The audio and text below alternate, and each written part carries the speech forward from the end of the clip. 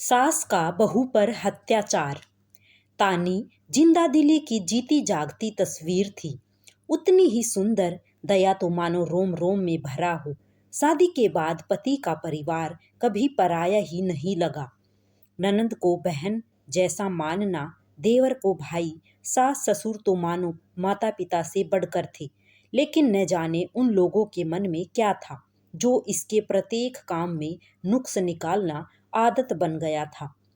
उससे मन होता तो कोई बात करता, मन नहीं होता तब वह चुपचाप एक कोने में डरी सहमी रहती थी। 8-8 दिन बीत जाता था, लेकिन कोई बात नहीं करता था। पहली रसोई में बोला गया कि हमारे यहाँ बहू 2 साल तक रसोई घर नहीं जाती है। तानी ने सोचा, माँ बोल रही है तब सही है। लेकिन बाहर से आने वालों के सामने सास को यह बोलता सुन कि बहू कोई काम नहीं करना चाहती है, उसके आंसू बहने लगते थे। लेकिन उस आंसू की इसलिए किसी को नहीं दिखा सकती थी कि सभी यह नहीं कहने लगे कि इसे यहाँ मन नहीं लगता है, मायके की याद आ रही होगी। उसे उस दिन की याद आ गई जब वह मायके से फोन आने के बाद जब अपने पति के ख्यालों में खोई हुई थी कि सास ने ससुर जी से कहा, माँ ने कुछ कहा होगा इसलिए मुंह बनाकर घर में बैठी है। दिन रात होने वाली शिकायतों से परेशान रहने लगी थी। स्नान घर में बैठकर आंसू बहाना तो अब आदत बन गई थी। किससे कहती, क्या कहती, लेकिन उसके होठों की मुस्कान जो सभी के लिए थे, वह हमेशा उसके दर्द को छुपा देते थे। एक बार उसके पिता आए तब देवर खिड़की से लगकर बात सुनने की कोशिश में लगा रहा। पिता के लाख पूछने पर कि क्या हुआ, वह उत्तर में आंसू भी नहीं बहा सकी। उसे डर था कि सत्य उसे उसके पति से दूर नहीं कर दे। जब कभी खाना बनाने वह जाती तब किसी की आहट सुनकर सास कहती, तानी जाओ अंदर, यहाँ बाहर से आने वाले के सामने रहोगी तब पापा गुस्सा करेंगे। और फिर उसी आदमी के सामने रोना शुरू। तानी तो कुछ नहीं करती है। तानी यह सब सुनकर भी चुप रह जाती थी।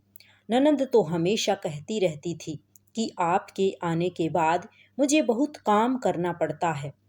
शायद इसलिए कि सास तानी को कोई बहाने से मना करके वही काम ननंद से करवा कर घर से बाहर तक बहू कोई काम नहीं करती है बताना चाहती थी।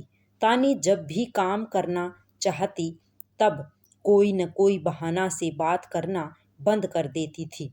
तानी को हिम्मत ही नहीं होती कि वह रसोई घर के अंदर जाए। तानी माँ बनने वाली थी। उसे खड़े होकर रोटी नहीं सेका जा रहा था कि ननंद ने जाकर माँ से क्या कहा कि अब तो घर में हल्ला शुरू हो गया। तानी अपने आप को आग लगा रही थी। तानी के लाख कहने पर भी उसकी किसी ने नहीं सुनी। एक दिन तरुण, तानी का पति, ने जब यह सुना कि उसकी माँ तानी से यह कह रही थी कि काम नहीं करती हो, सिर्फ खाने आता है, जबकि अभी तानी माँ बनने वाली थी। तानी फिर भी अंदर ही अंदर रोकर अपने बच्चे के लिए खाना खाई और अपने अंतर्मन में बोल उठी, माँ आप ही तो काम नहीं करने देती हैं। तरुण पिता माता से आज्ञा लेकर तानी को अपने साथ कुछ दिन के लिए ले गया। इसी बीच वरुण देवर की शादी लगी। बहुत धूमधाम से शादी संपन्न हुई। नीलू देवरानी के आते ही घर की रंगत बदल गई। जो अब तक राज कर रही थी, उसकी एक नहीं चल रही थी, क्योंकि वह वरुण की पत्नी थी और सभी बातों से अवगत थी। आज नीलू को बाजार जाना है। आज नीलू श्रीनगर घूमने जाएगी और बात पूरी नहीं होने पर घर में जीना मुश्किल हो जाता था। सास का एक नहीं चल रही थी। अब घर ठीक ठाक चले।